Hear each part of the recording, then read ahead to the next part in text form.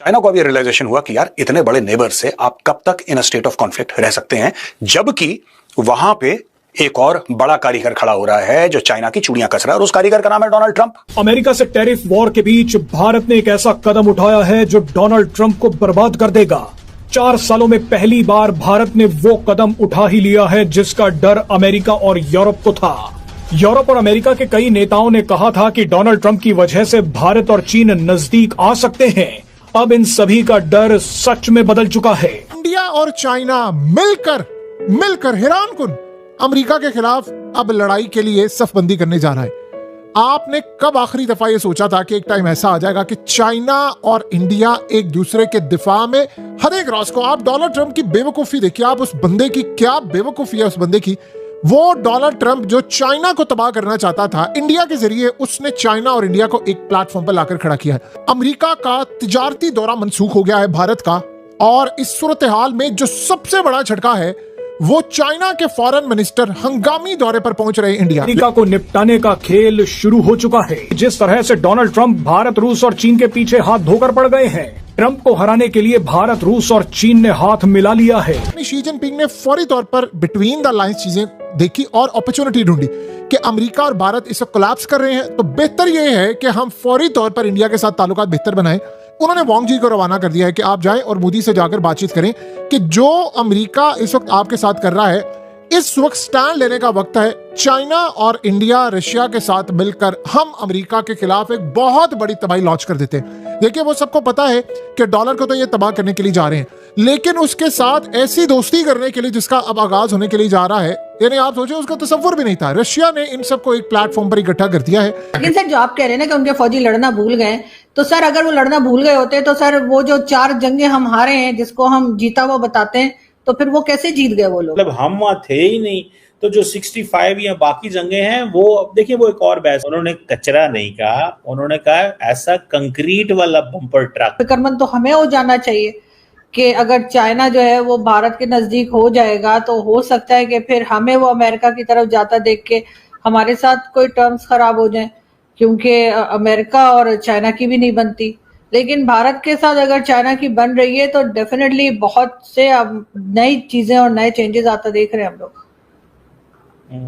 ये बात तो है, लेकिन मैडम आप ये समझती हैं कि इंडियंस कारोबार करना चाहते हैं, लेकिन इंडियंस एग्रेसर भी तो हैं, वो हमले भी तो करते हैं। आप मोदी साहब जब से पावर में आए हैं 3 हमले वो पाकिस्तान पे कर बैठे हैं, फॉर्मली 3 हमले।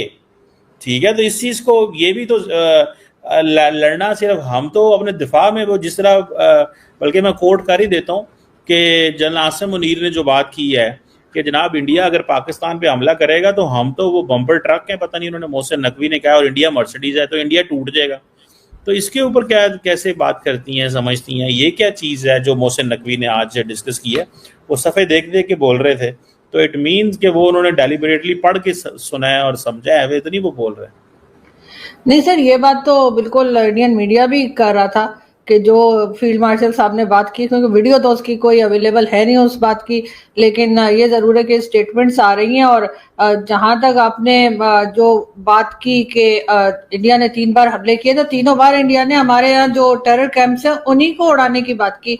उन्होंने तो कभी भी ये नहीं कहा कि पाकिस्तान की मिलिट्री पे या पाकिस्तान के सिविलियंस पे अटैक कर रहे हैं, या कोई जमीन उन्होंने हथियानी है, या कश्मीर लेने के लिए भी इनफैक्ट उन्होंने नहीं कहा।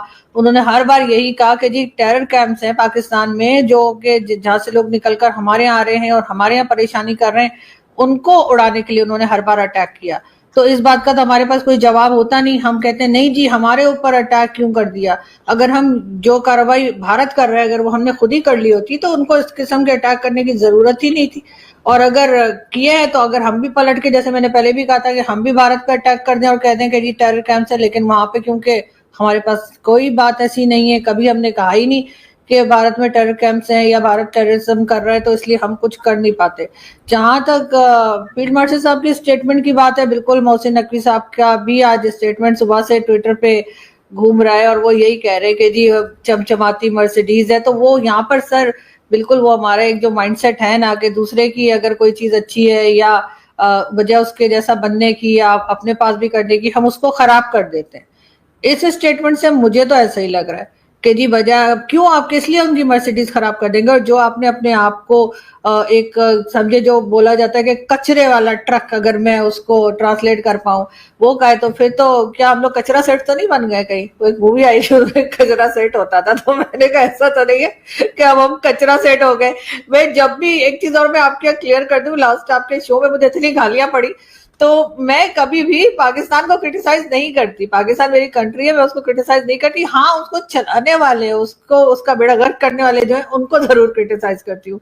तो सर इसका तो मतलब है कि अब हम लोग सही रास्ते पर आ गए। अब हमने मान लिया है कि हम कचरा है, और कचरा का ट्रक जो है वो भी हमारा ही है, और हम भरा हुआ कचरे का ट्रक है हम। और भारत जो है वो मर्सिडीज, वो तो तारीफ हो गई भारत की, और हम अपने आप को खुद बताना शुरू कर दिया। जो चीज भारत को कहना चाहिए था हमें, वो हम खुद कह रहे। इसका मतलब है हम सच बोलने लगे, अब हम कचरा सेट हो गए। मेरा ख्याल है ये भी बोल देना चाहिए। नहीं, सो मोदी चाइना जा रहे हैं और इंडिया और चाइना जो है वो अब दोस्त बनने जा रहे हैं। अब इंडिया के पास चाइना से खुला माल लेने की चॉइस है, और इंडिया ने बड़े स्टेप बाय स्टेप अमेरिका की बात माने बगैर स्टेप बाय स्टेप इंडिया जो है वो अमेरिका चाइना के करीब आया। कारोबार अब बिल्ड कर रहे हैं नेक्स्ट लेवल का कारोबार में। अब अगर 125 अरब डॉलर है तो देखिएगा जाके बायलैटरल ट्रेड में ये 250 अरब डॉलर पे जाएंगे।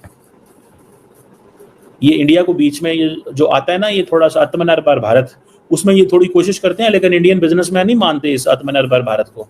इंडिया ये डिफेंस में कर सकता है आत्मनिर्भर भारत, बिकॉज बाकी हर चीज के लिए मैन्युफैक्चरिंग करने के लिए India is not emerging that industrial hub, it is taking India lot of time. ये कहानी है हम ये कर देंगे, हम वो कर देंगे, चौक देंगे, तार देंगे, मतलब इतना आसान काम नहीं होता। ये आपको रॉ मटेरियल भी चाइना से लेके आना पड़ता है प्रोडक्शन करने के लिए। सो इंडिया का ये जो चाइना की तरफ जाना है, इंडिया ने बड़े स्टेप बाय स्टेप ये एक्शन लिया था और वो कामयाब हो गए, इंडियंस कामयाब हो गए। लेकिन एक चीज है कि इंडिया और चाइना का जो ट्रस्ट डेफिसिट है ना, वो बहुत लो लेवल है। लेकिन इस वक्त मैंने कार्टून दिखाया ना आपको, इस वक्त तमाम चाइनीज एक काम कर रहे हैं, पत्ता फेंक रहे हैं इंडिया पे कि आओ हमारी तरफ, आओ हमारे करीब। आपने देखा होगा कि अभी एक रिसेंटली हमारे अमेरिकन रिकी गिल उनका नाम है, वो पाकिस्तान भी आए थे, भारत भी गए, तो उन्होंने भी आके इसी तरह के ख्यालात का इजहार किया है कि भारत की पॉलिसी जो है वो अपनी मर्जी की, हर कंट्री के साथ मर्जी की रखना चाहते हैं।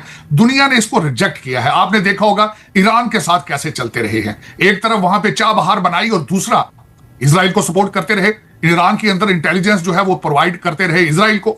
आपने बनियानुल मरसूस देखा है, 150 से ज्यादा इजरायली भारत के अंदर बैठ के ड्रोन हमले करते रहे पाकिस्तान के ऊपर। तो दर हकीकत वो खुद कंफ्यूज्ड है। ये भी बोल देना चाहिए। नहीं, उन्होंने कचरा नहीं कहा, उन्होंने कहा ऐसा कंक्रीट वाला बम्पर ट्रक है। कंक्रीट मतलब कि हम फौलाद हैं, लोहा हैं, हम हार्ड हैं, ठीक है, आप नाजुक हो, आप लड़ नहीं सकते, हम लड़ सकते हैं। ये ऐसे ही था कि जैसे पाकिस्तान की जो आर्मी है वो बैटल हार्डन्ड आर्मी है, क्योंकि वो पिछले 15-18 साल से ऑन ग्राउंड टीटीपी से लड़ रही है। इंडिया की फौज तो नहीं लड़ रही, वो तो पोले पाले से फौजी हैं। उनके फौजियों को तो वो अब तो भूल गए होंगे लड़ना उनको।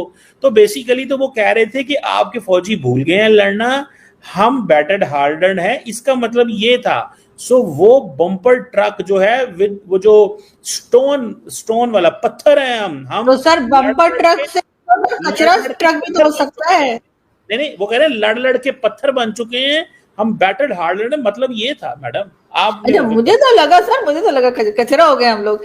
तो मैंने कहा चलो ये भी ठीक है अगर उन्होंने कचरा सेट बनना है तो। लेकिन सर बम्पर ट्रक का मतलब अगर लोहे वाले आप समझ रहे हैं और उसमें बजरी और सीमेंट और इस तरह की चीजें, तो वो और बात है। लेकिन बहरहाल मुझे नहीं लगता कि इस तरह से उन्हें इस किस्म की बात उन्हें करनी चाहिए थी। और जिसे कहते हैं कि मजीद टेंशन बढ़ाने वाली बात है, टेंशन खत्म करने वाली बात नहीं है। लेकिन हेलो दोस्तों, स्वागत है आपका बाउंड्री ब्रेकर्स की एक और नई वीडियो में। दोस्तों, अगस्त 2025 की शुरुआत में अमेरिकी राष्ट्रपति डोनाल्ड ट्रंप ने भारत पर हालिया रूसी तेल आयातों के चलते 25% टैक्स लगाया था, जो बाद में 25% एडिशनल टैक्स के साथ बढ़कर कुल 50% कर दिया गया। इस तरह यह किसी भी एशिया देश पर सबसे ज़्यादा टैरिफ लगाया था। इस टैरिफ के चलते भारत ने महसूस किया कि वह केवल अमेरिका पर भरोसा नहीं कर सकता, इसलिए उसने अपनी फॉरेन पॉलिसी में बदलाव शुरू किया और ख़ासकर चीन और रूस के साथ अपने रिश्तों को मजबूत करने पर ध्यान दिया है। कई सालों से भारत और चीन के बीच सीमा विवाद और तनाव बना रहा है, लेकिन ट्रंप के इस फैसले ने दोनों देशों को एक बार फिर से करीब आने का मौका दे दिया है।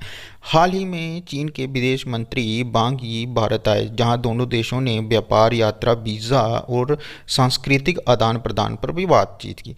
चीन ने भारत को भरोसा दिलाया है कि वह ज़रूरी सामान जैसे मशीनें और अन्य उद्योगों से जुड़ी सामग्री को भारत को आसानी से उपलब्ध करवाएगा। इसके अलावा भारत और चीन ने सीधी उड़ानें शुरू करने, यात्रियों के लिए वीज़ा आसान करने और सीमा पर तनाव कम करने पर भी बातचीत की है।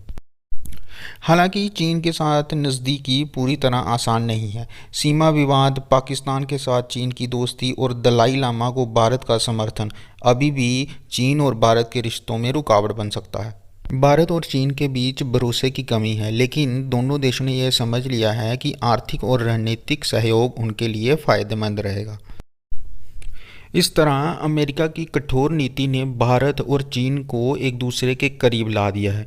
हालांकि जो अमेरिका पहले चाहता था कि भारत चीन से अलग रहे, उसने पूरी कोशिश की थी, लेकिन अब उसी की इस फालतू की रणनीति ने भारत और चीन को एक बार फिर से एक दूसरे के करीब ला दिया है।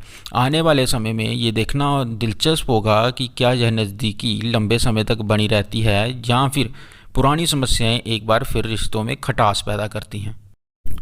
ऐसे ही मज़ेदार वीडियोस को देखने के लिए बाउंड्री ब्रेकर्स को सब्सक्राइब करें। मिलते हैं आपसे अगली वीडियो में, तब तक के लिए नमस्कार।